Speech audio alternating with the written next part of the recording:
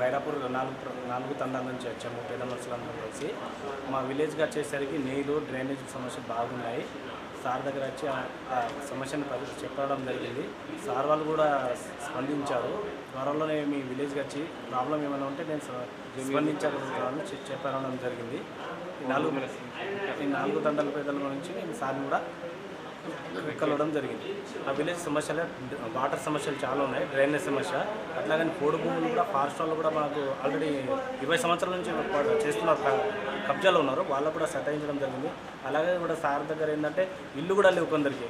మొత్తం ఇల్లు లేని వాళ్ళని కూడా ఇల్లు గురించి కూడా మాట్లాడడం జరిగింది.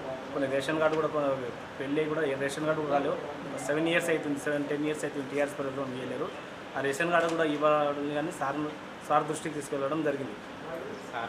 సార్ కూడా మంచిగా స్పందించారు. సార్ వాళ్ళు కూడా త్వరలోనే మా విలేజ్కి వస్తామన్నారు.